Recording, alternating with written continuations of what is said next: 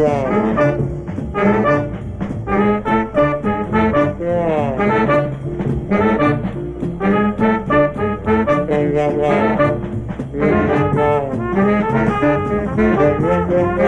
is Loren Schoenberg. It's my great pleasure to welcome to Jazz from the Archives the distinguished composer, arranger, Johnny Mandel.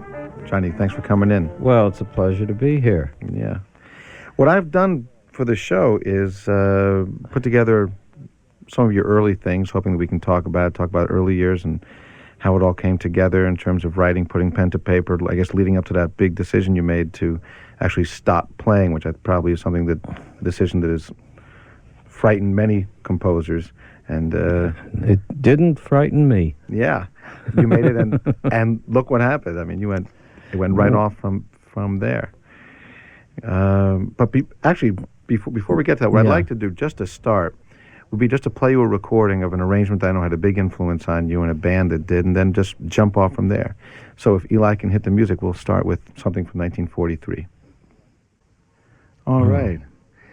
That's actually an early version of Avenue C, done about a year before the commercial record. So it's still Joe and Lester as opposed to Shadow Wilson and the guys that were on the original. That was Joe on the original record, too. Oh, it is Joe on the original. Yeah, because they can talk. For me, this is the best band that ever was.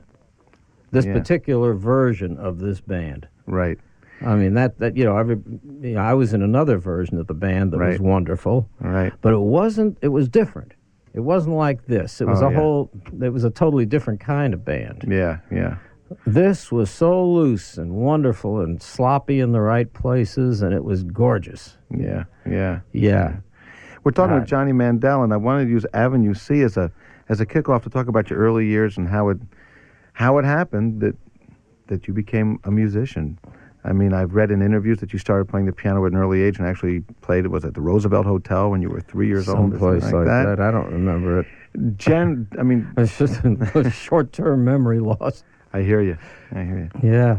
How did it be... When did it become clear to you that music was it and that... No, when I was 11. When I was 12, I guess. I just woke up one day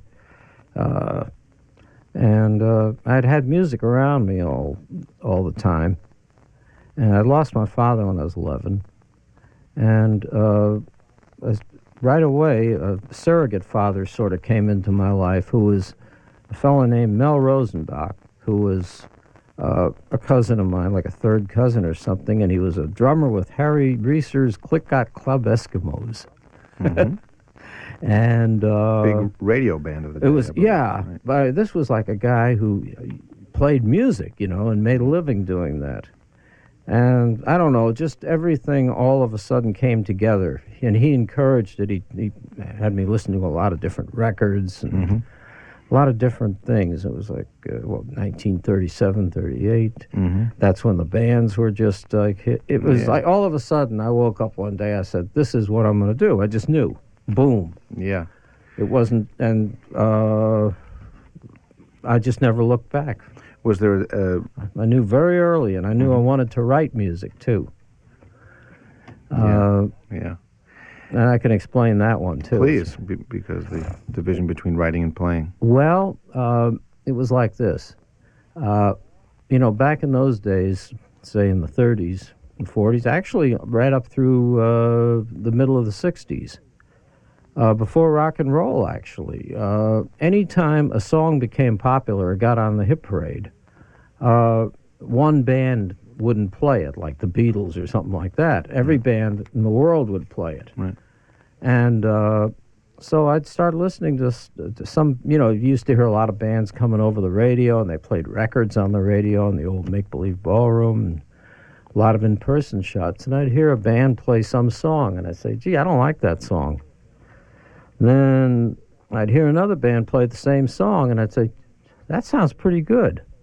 And then I'd hear another band play it, and it said, that's great, or it's not so good. And I said, wait a minute, it's the same song. This doesn't make any sense. I like it one time, I don't like it another time. Right. And then all of a sudden it occurred to me that it was because it was the arrangement and the way it was harmonized and that whole thing. I sort of grabbed that real early. I said, wait a minute. Right. The guy who writes the whatever these guys are playing is the one who really controls the sound. And right away, I knew that's what I wanted to do. Yeah. And I wanted to also play in it, to be part of it. I didn't want to play a piano or drums or something like that. I wanted to be part of a brass section. Right, right. So how did the actual professional part of your career actually, well, might I ask, I think Danny Bank told me that you're from Brooklyn? No. No. I was born right on 85th Street and West End Avenue in Manhattan. In town. Yeah. In town. So then who were some of the musicians that you first met when you were hanging and playing rehearsal bands with? Was it Al Cohn? Al Cohn, when we were 15 years old, and we were a day apart in age, too. Right. I was a day older than Al. And Jackie Eagle, the trumpet player. Right. Who's a comedian now. Comedian, yeah. I saw him at Concord last Brother week. Dominic as Right. the Xerox monk. Right. Good trumpet player. We were Charles Colin students together very early. Really? And who were some of the others? Manny Album, very early. Charlie Colin used to have a big back room, and a lot of guys would come up there. Mildy Rajonski used to come up there all the time, who later became known as Shorty Rogers. Mm. And he was playing, and he was starting to write. And, just a whole bunch of us that ended up being in the business. Yeah. Bernie Glow was Right. there. Right. And Al Porcino. These are all people that... Yeah. So, did you already have a favorite band by that time, or what? Well, really I went the usual attracted to route, at that time? I was... first, when I Benny and decided I Artie want Shaw to be and all that? When I wanted to be a musician, I started listening to every band, Right. like anyone. It didn't matter what. The Mickey bands, the terrible bands. Right. I was interested in live music and in people playing music and groups of instruments making Right. a noise. Right. And then pretty soon I realized that the good bands were like Benny Goodman, and then there was a marvelous Tommy Dorsey band that took place from about 1940 to 42. With the Cy Oliver charge? Yeah, the one that Buddy Rich was in. That whole Bunny Berrigan rhythm, Artie Shaw rhythm section came into it. Right, With that's right. Joey Bushkin, Sid Weiss. Yeah. And it was just the Frank Sinatra band, and Bunny Berrigan was there first, and then Ziggy Elman. Right. Very exciting band. I mean, even today when you hear that band, there's a lot of electricity. Oh, yeah. It was... that was an exciting band. Benny's bands were very exciting when they were good. What did you think of... Artie's bands were great. Sure. But, like, as a writer listening, I mean, like, when Benny made that switch from the Fletcher Henderson things to all those great Eddie Sauter arrangements... Oh, I loved them. How did that strike you at that time? Very much so. Yeah. Yeah, I liked that band the best, the 1941 band. Yeah. The Peggy Lee band. Right, with Big Sid and That was Hootie and all that. that was the best band. Yeah. For me, but there were exciting bands all along with him. Sure. Did you... Depends on which day and which week, because he changed personnel so much. Yeah. But I realized pretty soon that really the real source of those bands came from Duke Ellington and from, I love Charlie Barnett real early too. Yeah. But it was from, Basie and Lunsford. That's where it was at. Right. So pretty soon that was really what I was basically listening to. So, being that you were in New York, I take it that you got to see all these bands. Yeah, I sure did. Yeah. I did get to see them. Because strangely enough, Robbins Music Company was the biggest company at that time. Right. And old Jack Robbins, Marshall Robbins, his son, who you may have known, Marshall, we were like... we were kids about the same age, and we used to run around together and terrorize New York. It sounds funny, but we were like 11-year-olds, and we'd go into hotels and terrorize old ladies and things like that. And to keep us quiet, the old man used to go around. Jack Robbins used to, when he went to work, it was at night, and that was going around to these different places where bands were playing. Yeah. And, because he was basically, even though he owned the company, he was a song plugger. Yeah. So we got to meet people like Tommy Dorsey and Glenn Miller. This was the most exciting thing in the world for an 11 or 12-year-old kid. Sure.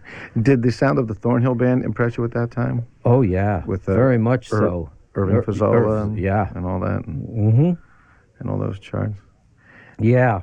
Yeah, it's funny you mentioned that, because right now I'm in the middle of Christmas album with the Manhattan Transfer. And one of the songs we're doing in that is Snowfall, his theme. It's in a six Christmas flats, album. right? And Doing it in G flat? 6. Yep. Right. Yep, doing it that way too. Yeah.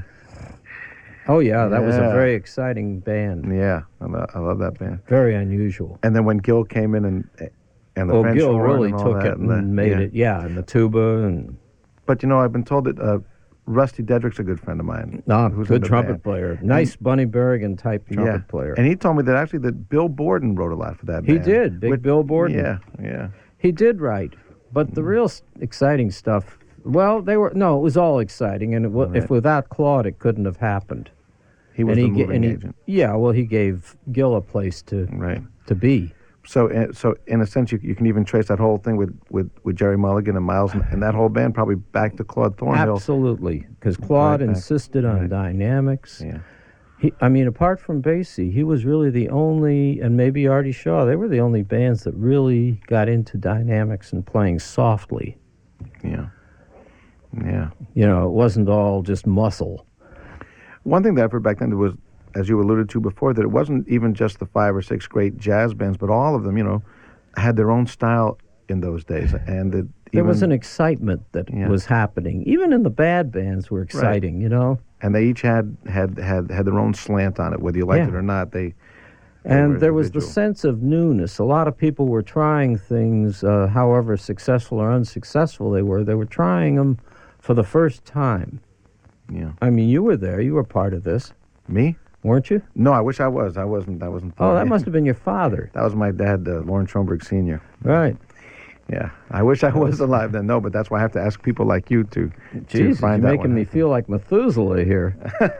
I'm not that old, actually. Hey, come on, listen. I just... No, I just managed to survive till my style came back. I hear you. I know what you mean.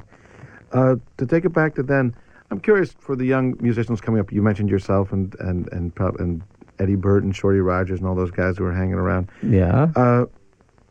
This might seem like a silly question, but for someone who wasn't there, I just need to ask and find out. Was it clear to everyone there how far above or how far different Ellington was at that time?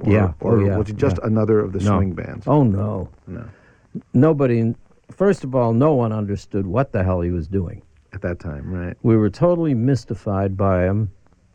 No, he was, it was like the Holy Grail with us. We understood what Basie was doing. We understood what Lester was doing. Adored it, of course. Right. You understood what Coleman Hawkins was doing, Ben Webster. We did not understand what, and you know what? I still don't understand a great deal of what Duke Ellington was doing. Andre Previn once said something that is so perfect. He says, and this I've felt this often. He said, you can listen to a score by Respighi or Ravel, and you say, yeah, I know what that is. I've studied it. I can understand how it's put together. And I'll go see Ellington, and he'll hold up one finger, and 3 guys will play a note, and you'll say, "What the hell is that?" And that's just what would happen. Yeah. And to this day, there's a great deal of what Ellington did that I don't understand. Right. And I've taken some stuff off of records, and I realized he dictated it all from the piano, and most of it was really technically totally wrong. The way it was, if you saw it written down, you'd swear it would voicing, sound. You mean? Oh yeah, you'd swear it would sound dreadful. It was the way they played it that made it so wonderful. The music was wonderful too, but it was organic to the people in it. Nobody wrote for players more than Duke did. He wrote for the very people that were there. Right. And a lot of things went on in that band musically that are indecipherable. Were you struck by Strayhorn when he joined, and how would you characterize what Strayhorn brought to the band in those years? I can't, because I could never tell where one ended and the other one began. It was like that. Right. It was that close a symbiotic relationship. Yeah. We're talking with Johnny Mandel, and this is Jazz from the Archives. Loren Schoenberg with you, and finding about that fascinating time when you were playing in the bands. I guess you started with Jimmy Dorsey's band in Alvino. No, I didn't start with him, no. Who did you start with? Oh, I started with Joe Venuti. Joe Venuti, who I just heard you talking to Michael Bourne about. I Oh, should have God. remembered that. Yeah. You were playing trumpet at that I was time. there so early that Kay Starr was the girl singer, Oh, my Lord. and she was wonderful. Yeah. It was, great girl. Pleasure to have her there. She was the best thing in the band. Barrett Deems was the drummer, my roommate. Oh, yeah. Had a great guitar player. Joe always had great guitar players because he loved, he made all Eddie those. Lang. Eddie Lang, yeah. He had Hayden Causey. Hayden Causey. Hayden Causey is a guy from Louisville who was Jimmy Rainey's teacher. Oh, my Lord. That's where Jimmy Rainey started playing. We came down to Louisville to play the theater there, and he said, "Hey, I got this 12-year-old kid. I'd like, could he come and sit in?" And Joe said, "Sure." Joe'd let anyone sit in. This guy came down and played all of me and blew everybody away. He didn't play like the Jimmy Rainey we know. He was a real Charlie Christian player. Right. And played Charlie Christian in 1943. Let's face it, was state of the art. Right. And he still is, really. But, Jimmy then played like a 30-year-old. Right. Yeah. He had everybody just clapping and screaming. 12 years old. How did that happen, that you went from being a young musician around New York to actually playing in a name band and getting on the road? Because that's all I wanted to do. So I was in New York in a holding pattern, Right, right. Actually, I went away to school. I graduated from New York Military Academy. I was up there on a band scholarship. Mm-hmm. And it was nice because, I had a lot of, military school's a drag, but since I was in the band, they sort of we didn't have to do all the military junk. Mm-hmm. Musicians even then were considered sort of like hopeless. Okay.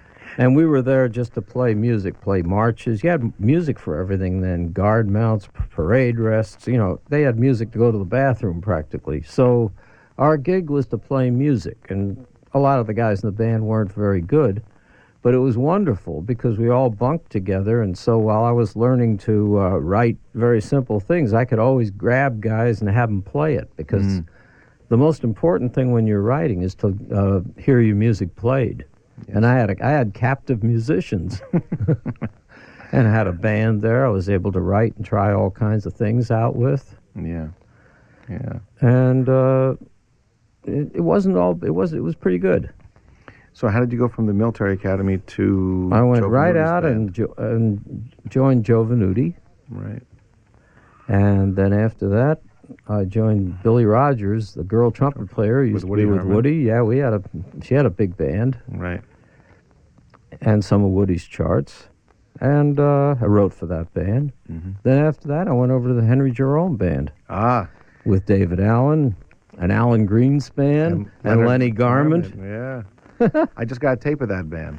Oh, yeah? Of some air checks of that band, yeah. Does it sound any good? Sounds great, and it's Leonard and Al Cohn on tenors, the two tenors. And oh, that's right. Yeah. Al had left to join the Fed. I was going to say, no, he left. No, Not yet. Actually, while we were working there, during the day, Al and Lenny were both working on their degrees. Oh, yeah. I think Al was getting was going to NYU or Columbia. One of them was going to NYU, and one was going to Columbia, and Al did the payroll, did it very well. I'm sure. He was a great guy. I'd like to just backtrack a moment. How did the actual writing start? I mean, the actual scoring for instruments.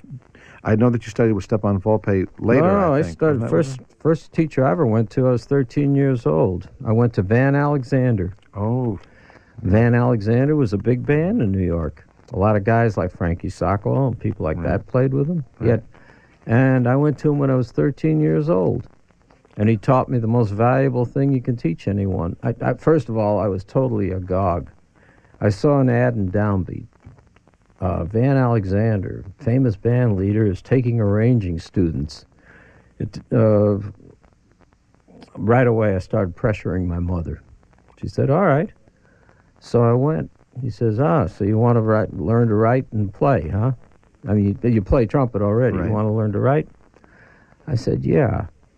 And he said, well, okay. He was a Bluebird recording artist at that time. He did the Saturday Night Swing Sessions on NBC. And I'll never forget this lesson. He says, the most important thing you got to learn is what it looks like on paper and what it sounds like.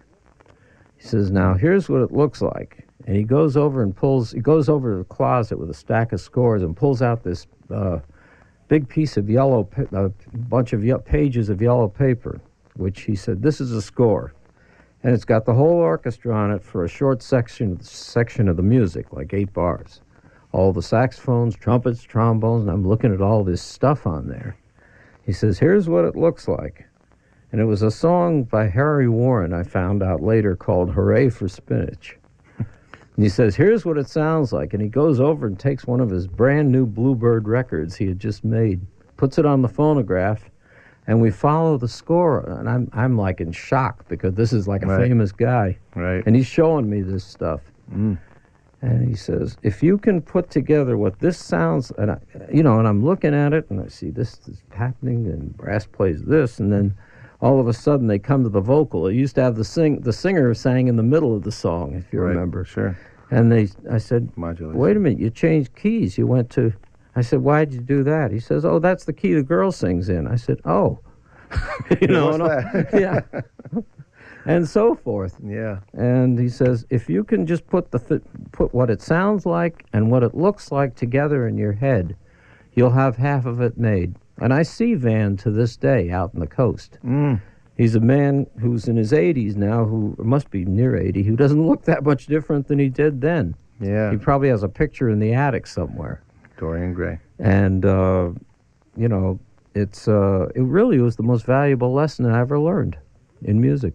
Yeah.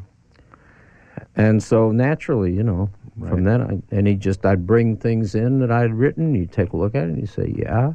He says, you could do it this way or that way. That's the only way. You can't really teach somebody how to do this. Right. They got to just do it by trial and error, you mean? I think so. I don't believe in going to school and learning all kinds of theory and don'ts. I went to school later on to fill in a whole lot of gaps that, but I was on the road for 5 years before I did that. Right. You mentioned that you were playing in a band with Billy Rogers for a while that had some of Woody's charts, so I assumed that you might have had some of the Ralph Burns arrangements? No, we didn't get Ralph's. We had some old Ray Conniffs and things like that. We had a few, things like that. No, we didn't get Ralph's. Ralph was still with Woody at that time. Right, I see. That was while that was during was that the second herd or the first herd? This was the Bill Harris band. Right. Wild Root band. And Davy Tuff and oh yeah. And all that. Yeah, that was going on while I was with Billy Rogers. Oh yeah. Four Brothers band didn't happen until a few years later. Sure. It was such a fascinating time. Wow. Because you were part of it, but you can hear the bands changing and shifting gears and the harmonic thing and the rhythmic becoming thing. much more bebop at the time. Yeah. And a lot of us in Henry's band went right over to Boyd Rayburn's band. Oh, Lord, yeah. And Dizzy Gillespie had just been on it and made Night in Tunisia, and I used to play that trombone solo on it. Oh, yeah, yeah, yeah. And then George Handy came back in the band. That was one of the most exciting times of all. Yeah. And was on that band for a long time and went on Jimmy Dorsey's band after that. From there to Dorsey, it must have been quite a lot. It really was, because it wasn't a good Jimmy Dorsey band. Jimmy himself was a gem of a guy, beautiful guy to work with. Right. But the band was very old-timey and not very good. However, we had a very wonderful young guitar player in that band named Herb Ellis. Oh, really? Mm-hmm. Was Al Haig in the band, or no? Lou Carter. Lou Carter from the Soft Winds. Yeah. Right. These are the guys who wrote Detour Ahead. And Johnny Frigo. Well, he wasn't in the band though. He didn't play bass. I see. Maybe later on he came in after I left. I see. Yeah. We're talking with Johnny Mandel. This is Jazz from the Archives. One of the names that I certainly want to ask you about, who I'm sure was a big influence in the early days for you, and probably even I'm sure you met him out in Hollywood later, was of course Benny Carter. Oh yeah. What did he bring to the writing for you in those days? It's hard to explain exactly. Benny was so proficient and professional, and his bands were always so good. He was one of those guys that just did everything right, and who I just to this day admire. I can't believe that, he plays excellent saxophone, excellent trumpet. Yeah, piano. He's outlived everyone. Yes. Piano. Now, you could play trombone, I think, at one time. He made a record on trombone, Yeah. Yeah. And, probably the musician's musician, you might say. Yeah. And what a human being. A gem. The best. Yeah.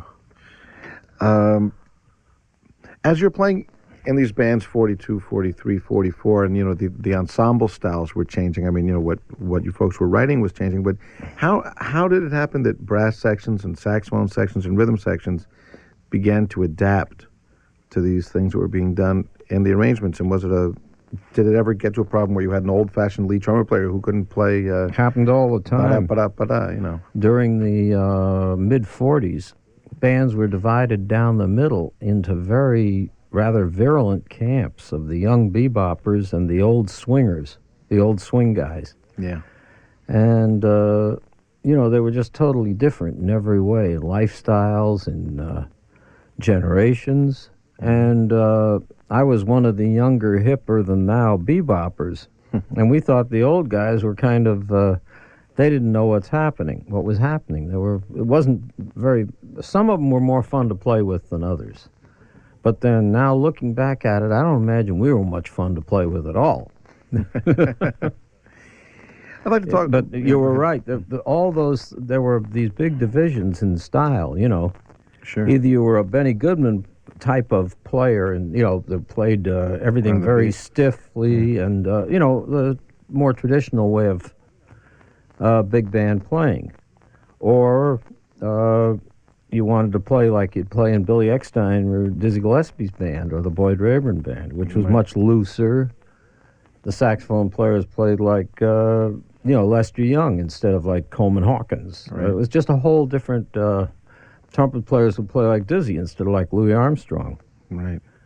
And it was it seemed like it was so different then. It's so much the same now, with hindsight and with age. Sure. And, as time went on, you saw Jerry Mulligan and Pee Wee Russell always playing together and people like that. It's, age erases everything. Yeah. It seemed so important for a couple of years in the 40s. And it was really so unimportant. Yeah. I'd like to talk about just before we move on to in the 40s and the different bands you play with, just some of the great players of the swing era and just any memory, if you ever saw them in person or just what they brought to you. Someone like Chu Berry, I read an interview once who you singled out for praise at some point. Oh, great, wonderful saxophone player of the Coleman Hawkins variety.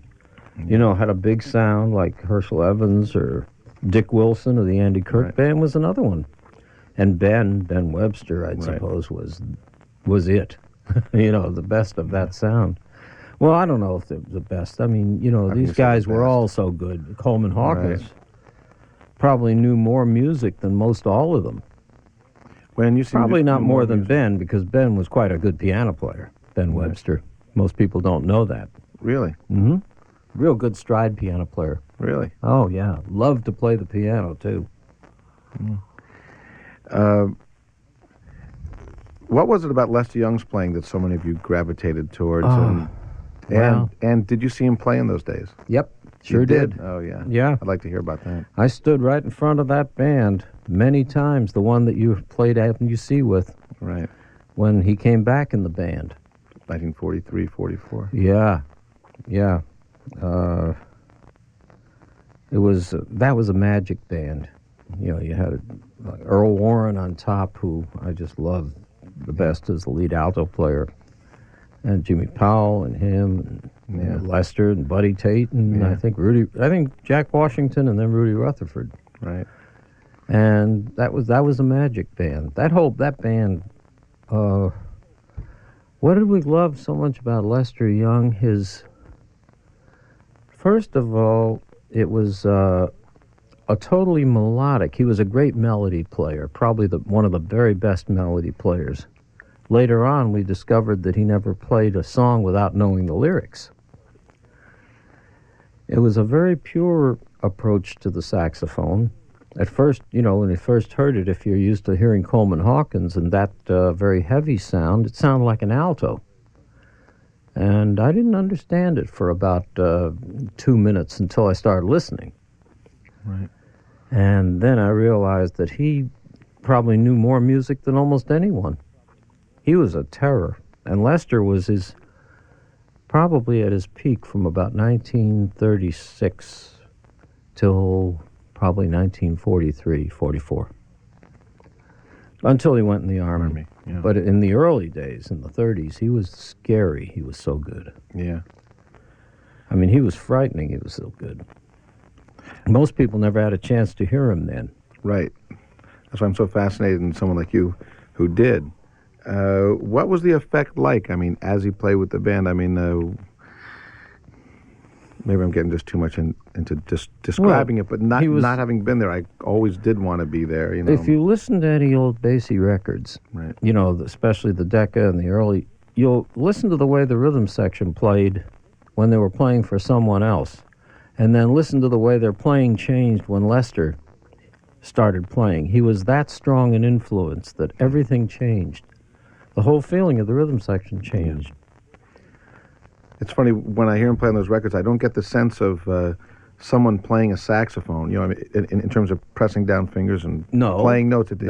It's metaphysical. It seems like he's thinking it, and it just it's perfect. Something? Yeah. There are very few people who had this gift of being able to go right from their brain to your ear. Right. Lester Young was one of them. There's very few a generation that do that. Louis did it. I'll tell you who did it on the saxophone was Johnny Hodges. Right from his brain. No pads, no reed, no keys, no mechanism, nothing. Stan Getz is another one. Yeah. Right from his brain to your ear. Nothing in between. Right. It transcends everything. It's how do you describe that? It's the greatest form of artistry. Yeah. Yeah, and I've left out some others, of course. Oh, sure, of course. Yeah. You can't name them all. But there aren't that many. You have trouble when you get into that class of player, filling up both hands. Yeah, sure. Yeah. Sure. Talking about some of the other great players of that generation, in terms of the rhythm section players, how about Dave Tuff and Big Sid Catlett? Woo! Did you see them play in person? You mentioned the two most underrated drummers in the world. Did you hear them in person? Yes, I did. Well, Dave more than Big Sid. Right. Big Sid was just God. He was scary. He was so good. Mm-hmm. And Dave Tuff, I'll still never understand how. Dave Tuff probably weighed 95 pounds soaking wet. He was the smallest, scrawniest little guy you ever saw. When he got behind the set of drums and used a very small bass drum, he would kick that whole Woody Herman band like nobody. I'd say Dave Tuff is, and yet Dave Tuff was a good Dixieland player. He was just a great drummer. No, in fact, nobody ever realized. He was associated with Benny Goodman and working at Nick's and with the older guys. And when Woody hired him, Chubby Jackson, who was in the forefront of the avant-garde in that band, always getting the young guys on like Shorty and Conti and people. Right. Pete Condoli said, "Dave Tuff, give me a break." Then after one tune, he came over to Woody and said, "God, were you ever right?" Yeah. It was like the perfect marriage. And yet this guy didn't look like, he didn't look like he could lift his drums. Really? Yeah. That thin? And of course, Big Sid was just the opposite. He was like a rock. Yeah. Another one like him was Tiny Khan. Yeah. One of the great drummers and arrangers and composers. Yeah. And humorists. But, Shadow Wilson is another one who was just a tremendous. But you know what? It all started with Joe Jones. And that approach to Joe Jones and Buddy Rich are probably two of the greatest drummers I think that ever lived. Right. And any one of these drummers we're talking about, including Max Roach, Kenny Clark, or any of them, would say that Joe Jones and Buddy Rich showed them all the way. Yeah. I'd like to play a record right now, something that you wrote for Buddy Rich's band. This is one of your earliest arrangements on record. It's Ooh Bop Shabam. I didn't write that. It's credited to you. I know. Mel Torme credited it to me. It's not your chart. I did not write it. Good. We can now cross out Johnny Mandel's name next to that. Sorry, Mel. That's cool. That's cool. So the I'd be glad to claim credit for it, particularly if it was good. Do you know whose chart it was? Do you remember? No, I never heard it. I could probably identify it if I heard it. Well, why don't we play it for you? Because you were in the band. Yeah. And maybe I don't know if I was in the band that chart came in on, or I'd remember. I don't remember ever playing Oop Bop Shabam with the band. That's interesting, because you're listed in the band personnel with... Oh, they got those things wrong all the time. Well, then this is great. Then this is the I'll reason tell you for a what show band like this is and who was on it, though. Cool. You got it. Let me just listen to it.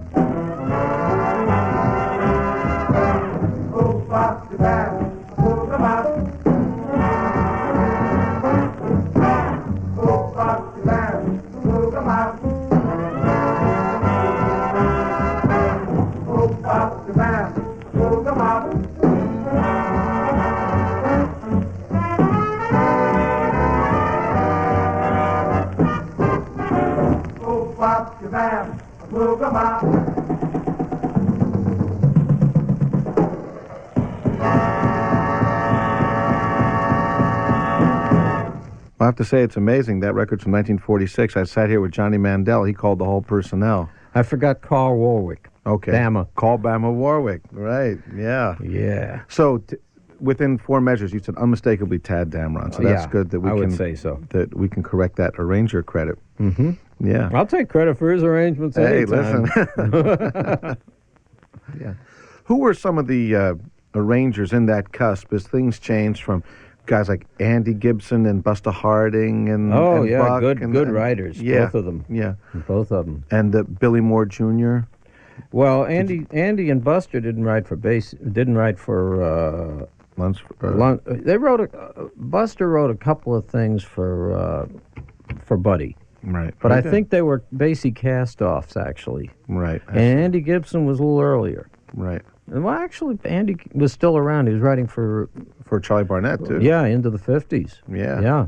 Yeah. Good, wonderful arranger. Yeah. And Buster, too. Buster, don't forget, gave us Beaver Junction Yeah, right. and other things like that. Gonna Sure. move to the outskirts of town. Rusty Dusty, that was all Buster. Yeah.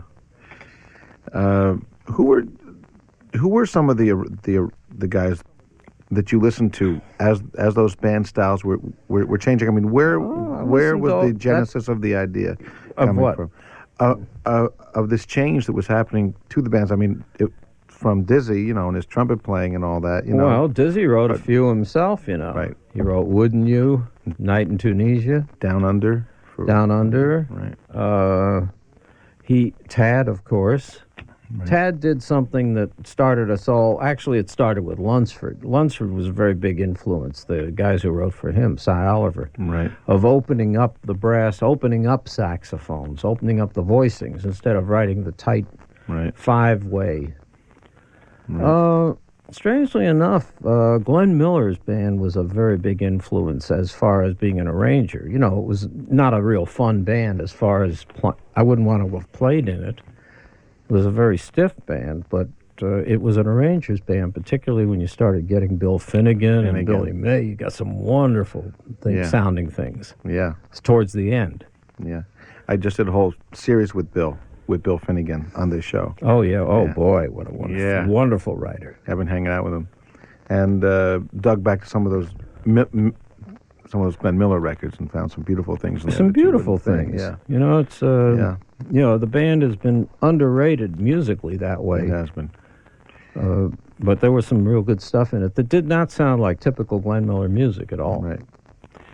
When did Charlie Parker first enter your consciousness? Oh, How did that happen? he entered it with the force of a jackhammer about 1945.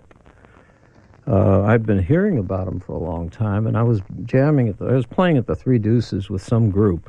And this raggedy guy walks up on the stand and says, "Let's play Buy Us a Drink." Right. Buy Us a Drink is a song, I guess, was written by Don Bias, probably.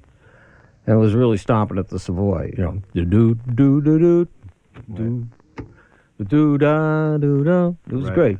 Do-do-do-do, Right. etc. Right. And I said, "Who is this? He sounds weird." And about 40 seconds later, or 30 seconds later, I said, "Who is this? He sounds wonderful." And then I said, "That's Charlie Parker." Now, I'd heard about Charlie Parker but I'd never met him or had no idea what he...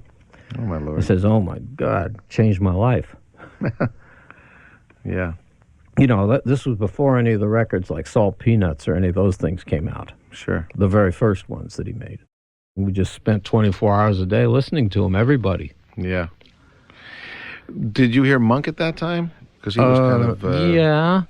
But we didn't pay that much attention to him, except for, songs like Round Midnight and Ruby, Right. My Dear, and Off Minor and some of those things. Right. But as a performer, no. He was considered in the 40s to be a very clumsy piano player. Right. It wasn't until the 50s and the Monk Renaissance people started realizing that he had his own form of poetry, and strangely enough, when Duke started recording with him, there was a great similarity in their styles.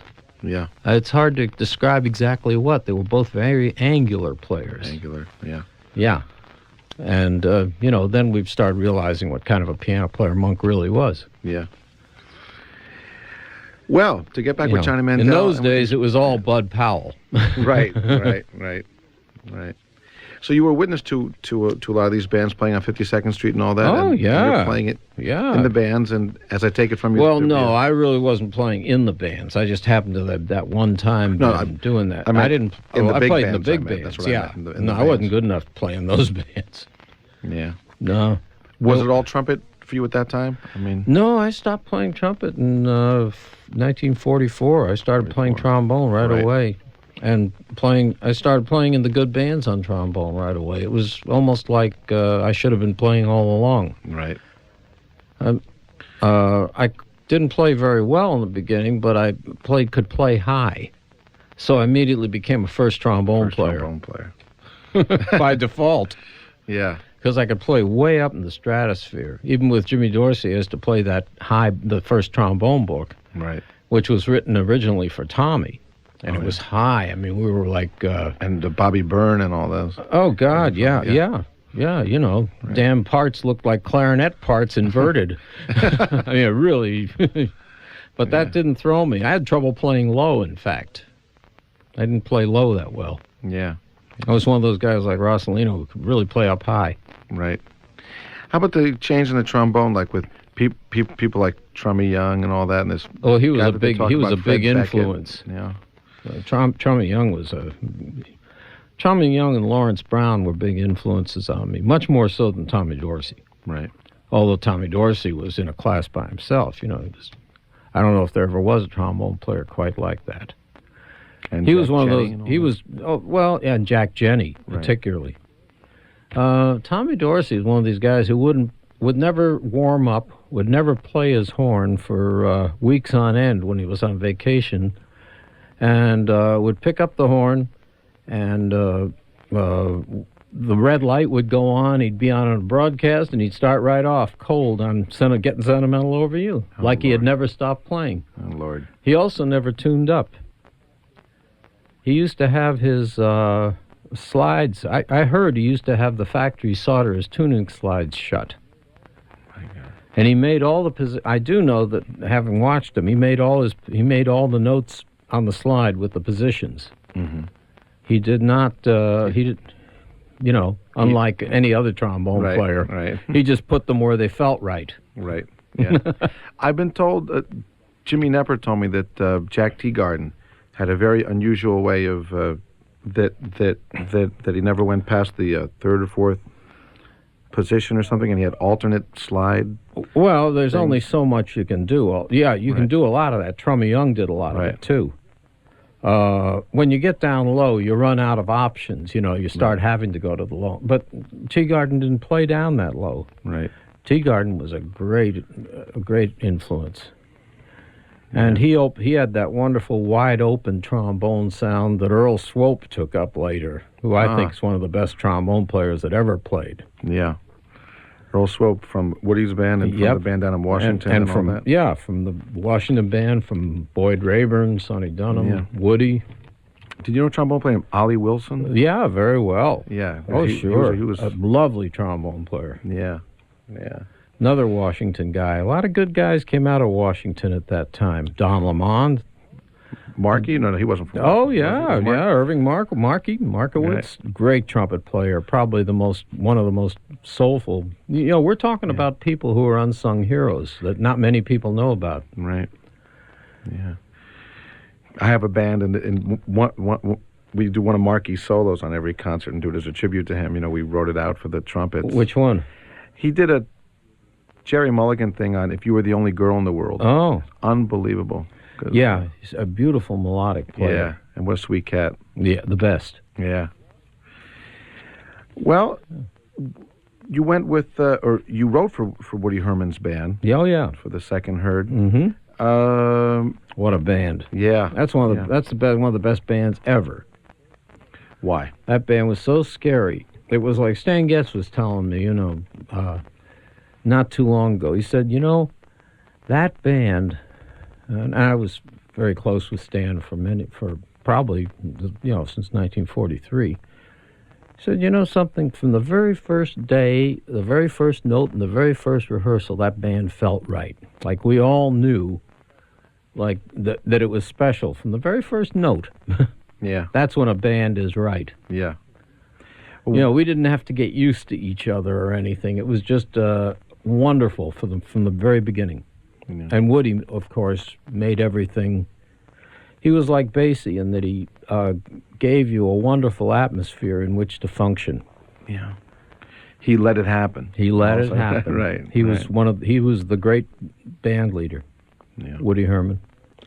And if you need any more proof than all the bands that he fielded, starting from the very first band till the very last one, they were all dynamite. It was just that some were better than others, that's all. One thing that always fascinated me was the of the three of them, I knew Al a little bit, but Stan and Zoot, I knew tangentially, but I didn't know them at all. But I heard them a lot. But I've heard from a number of guys that were around those days who said that among Stan, Zoot, and Al, like Al was the idea man. Yep.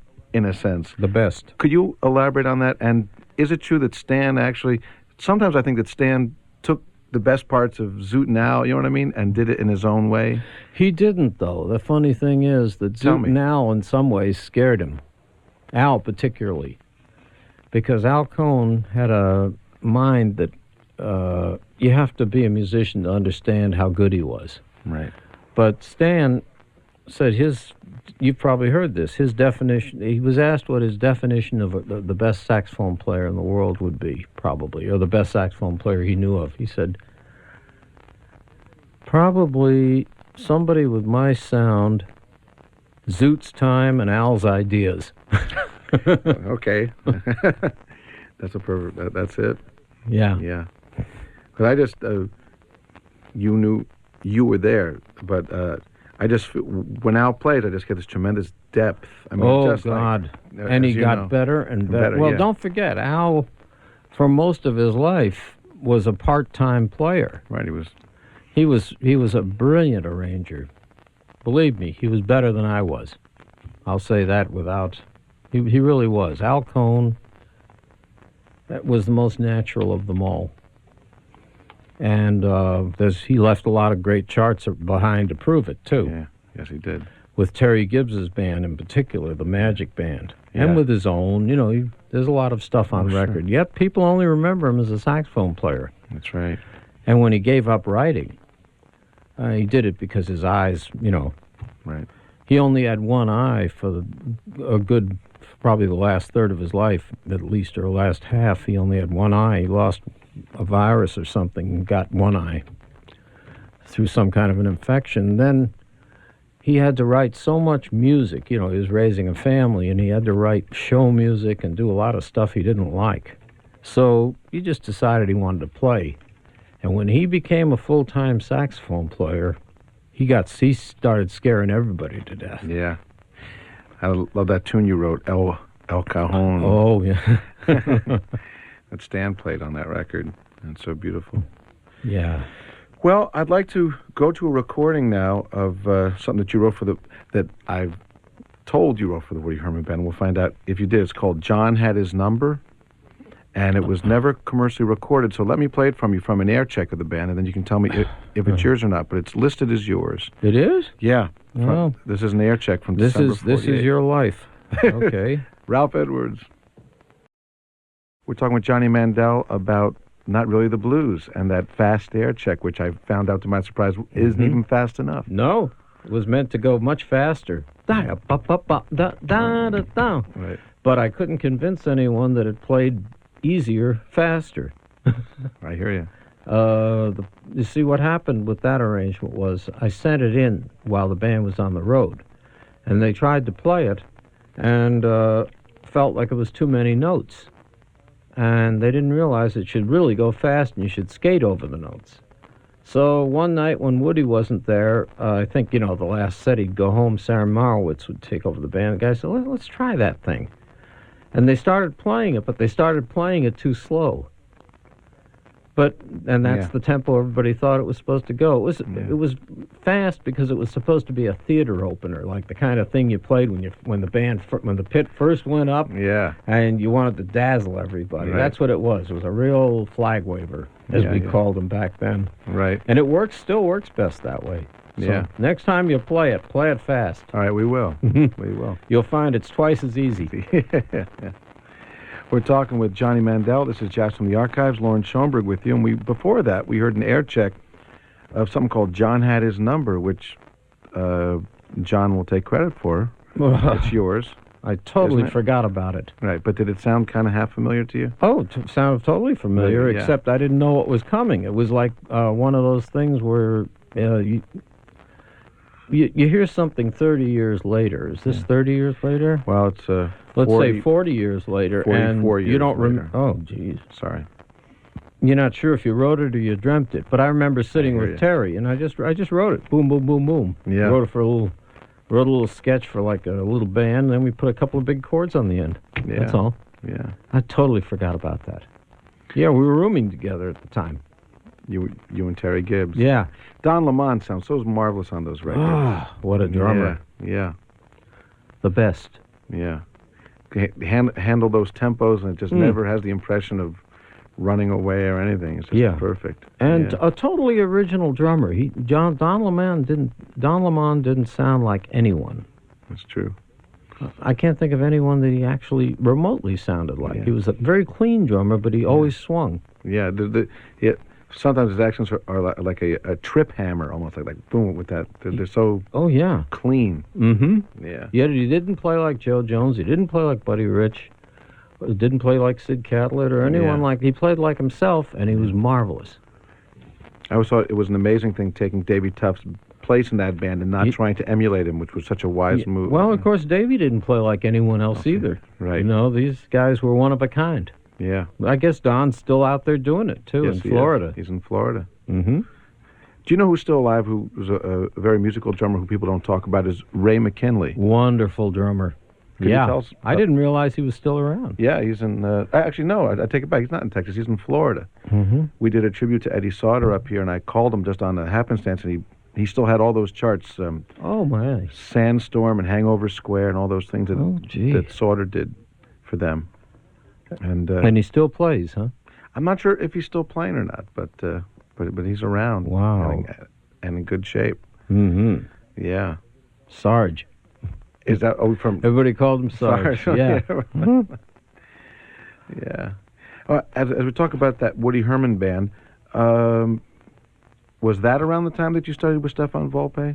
Or was that 49, 50, 51? 50, 51, yeah. Did you know John Carisi? Yeah, very well. Yeah.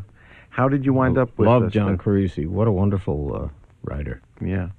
How did you wind up with the Stefan? Well, everybody, Carisi was going to him. Right. I think Erwin Kostel, who I was on the show of shows at that time, doing that.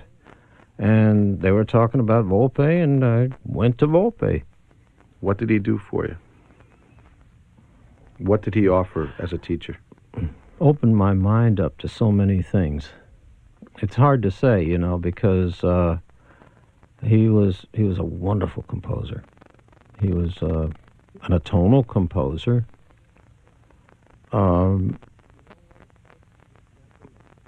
You know what? It's hard for me to exactly answer that question. Mm-hmm. He just showed me that there was a whole lot of stuff out there I hadn't dreamed of, and how to do it, and how he did it, that sort of thing. Mm-hmm.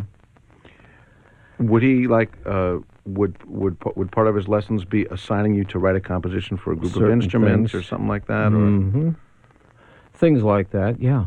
And were you actually going through the rigors of tone rows and all that at that? I mean, composing strictly in the serial way, or? The only problem I had was with Stefan Volpe. It wasn't with Volpe himself. I left town. It was with me. I by then I went back on the road with Basie, and then after being with Basie, I moved to California.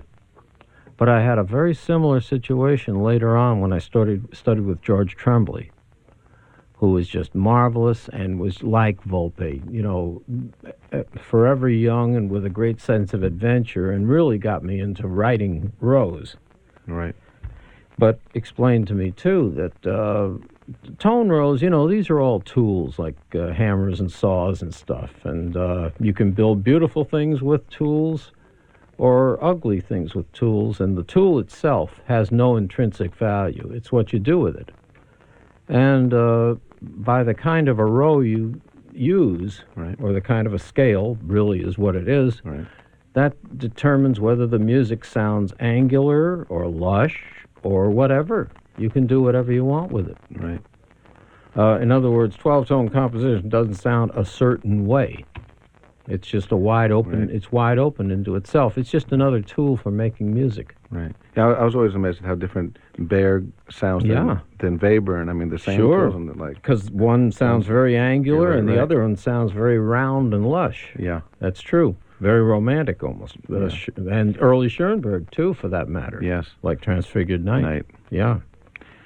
So you were writing for the Show of Shows and doing commercial work in New York, studying at the same time, and then you get, as I understand, Jimmy Wilkins called you to take his place in the Basie band? Well, but no, Basie himself called me and said, Jimmy's leaving. Yeah. So I had been writing with the for the band. Ah.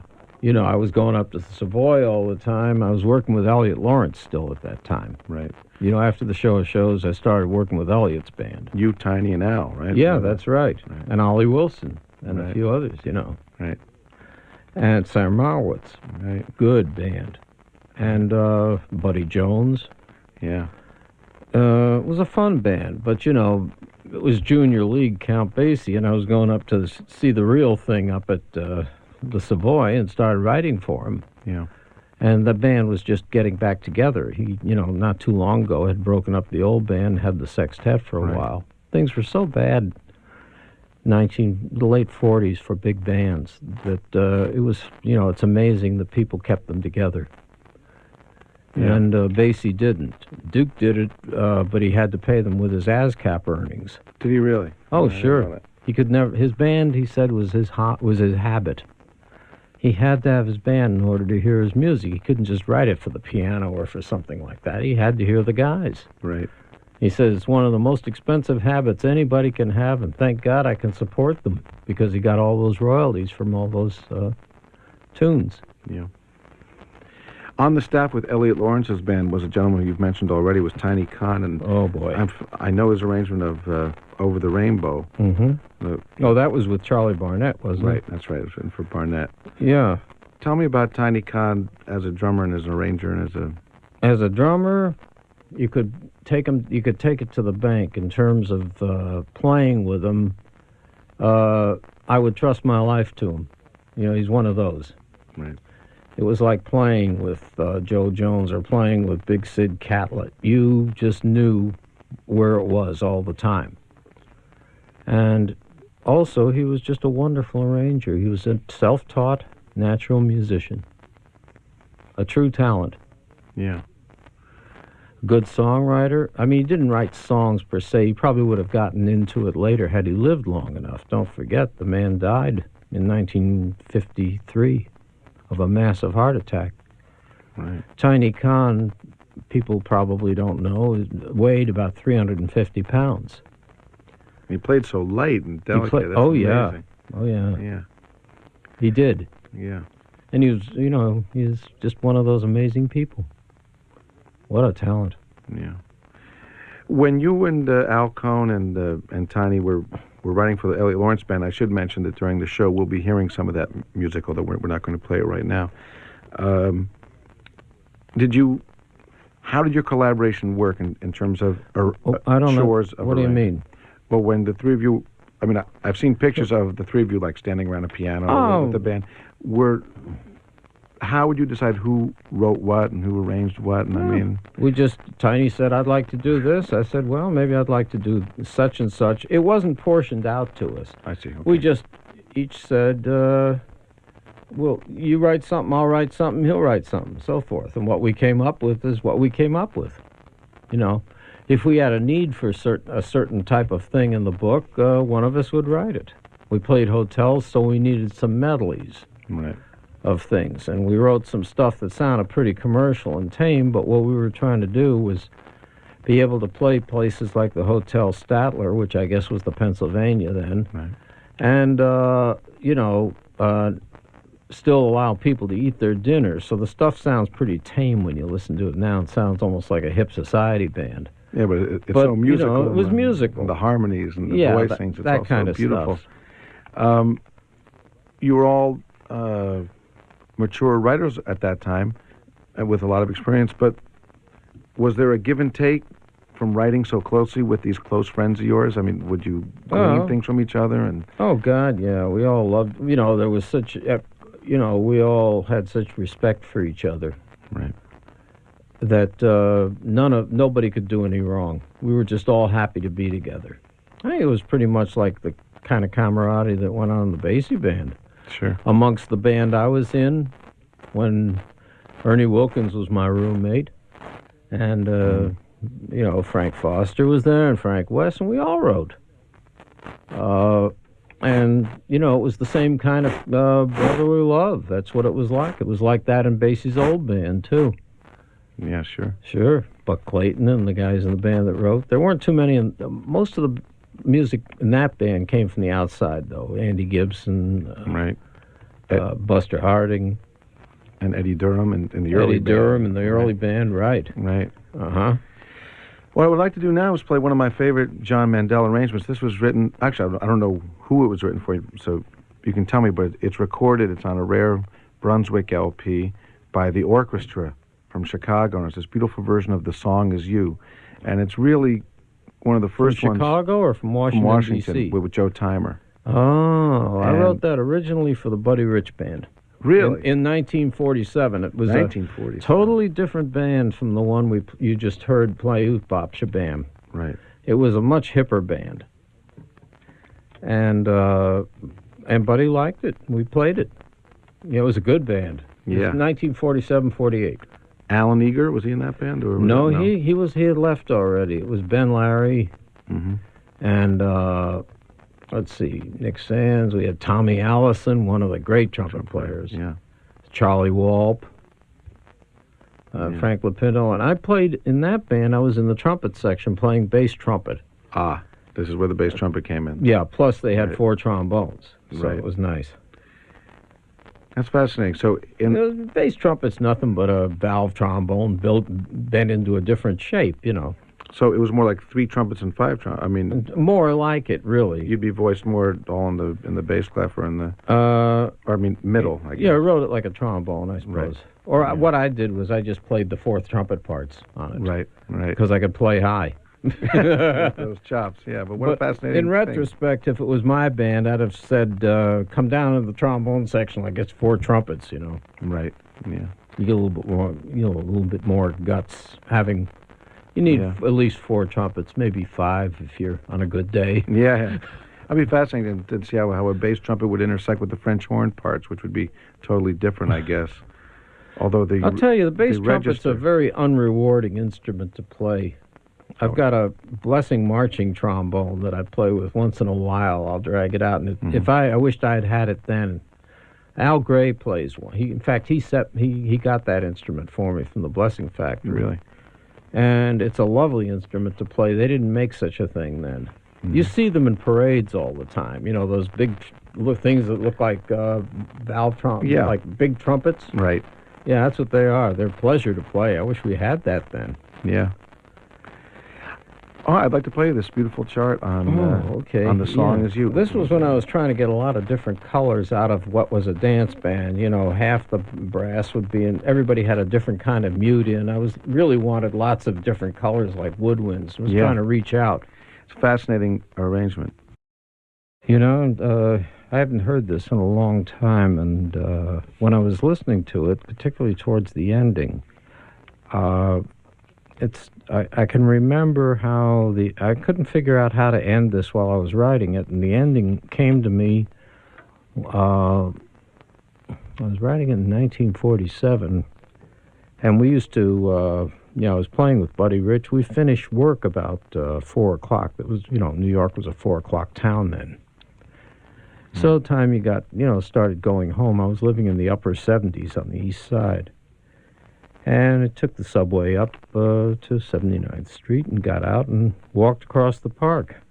And, through the transverse, through the tunnels and all that kind of thing by myself, and figured that whole thing out during the walk across the park. I had it by the time I got to Fifth Avenue. Yeah. And I'm not sure if I'd do that today. No, I don't think so. Right. That was Earl Swope and Charlie Walp on those solos, by the way. And your friends from the Buddy Rich band, and from the Woody Herman band too, or at least Earl was. Oh yeah, Yeah. oh yeah, Yeah. He was my favorite trombone player of all of them. Well, one of the fascinating things to me about that arrangement is that, when we heard the beginning of that Oobop Shabam thing before that was Taz, there's a certain it certainly wasn't cliched then, but there's a certain, bebop sound to some of those charts with a certain chord progressions. And what's fascinating to me is that you were writing a ballad like that and treating it as the beautiful thing that it was by Jerome Kern and not trying to superimpose what was quote unquote hip. You know what I mean? Make it into a bebop piece, arranging it as the piece it was. Where was your own composing at that time in terms of melodies and songs? Were you? Yeah. I was writing them. I wasn't writing songs then. You writing? I wasn't thinking about writing songs. I'd write instrumentals and right. Well, not really the blues, that kind of stuff, Right. Yeah. I guess they were songs when you think about it. Right. I just never thought of them that way, with words and that kind of stuff. Yeah. I didn't write a song until 20 years after I'd been writing arrangements professionally. Right. Where is the line between arranging and composition and taking someone else's tune and then... There is no line. Okay. A good arranger is a composer. You're composing all the time. You're composing backgrounds, obligatos, introductions, endings. A guy who just writes an orchestration of something is basically a journeyman or a hack if you don't contribute anything creatively to the project. So I'd say you're in one sense or another composing all the time if you're any good as an arranger. Mm-hmm. Certainly any good arranger who ever wrote and became known, people like Eddie Sauter were, the greatest creators. Yeah. You mentioned the name Eddie Sauter, and at the time that this record was recorded, which was several years after you wrote the arrangement, but in the early 50s, the most amazing thing happened where a band like Sauter Finnegan, actually by a fluke almost, with that Doodletown Fifers, actually took off. That's true. Yeah. Every time you mention Sauter Finnegan, or it's mentioned, this had nothing to... They were like... I was a notoriously late arranger in those days. I used to take forever to make up my mind about something. And Sauter, and particularly Bill Finnegan, were like that. They'd take forever. They'd agonize over something. Right. And I remember somebody told Tommy Dorsey, who said, "Hey, do you know that Sauter and Finnegan are organizing a band?" And he said, "Wonderful. Who's going to write the arrangements?" That's beautiful. Hey, so like all those years of you're playing and you're improvising yourself and you're playing things and playing in bands, how much did you call upon that when the act of composition came, when the act of putting the pen to paper? Was it a different set of reflexes for composing something, or was it the same set of reflexes as to when you improvised, or like when you were playing with Zoot out on the West Coast, as I understand that you played with him at that time? Did you think differently as an improviser than as a writer? As a player? Yeah. Oh, sure. First of all, playing is in real time. You're playing as you speak now, as opposed to sitting down and writing a story or writing a song. That's done at a much slower pace. Right. So, one's done off the top of your head, the other one is done with thought. Although some of the best things I've ever written were done right off the top of my head. So, Shadow of Your Smile and Emily were both written in 15 minutes, for instance. Just, at a table. Boom, boom, boom. Out they came. Yeah.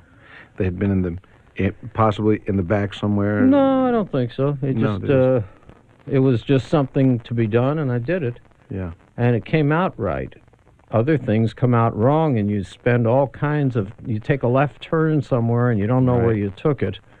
And you spend weeks trying to straighten it out. And you know what? They never straighten out sometimes. Then you get those lucky ones where they just come out in one piece. I know what you mean. I prefer the visceral... If something turns me on, I write it.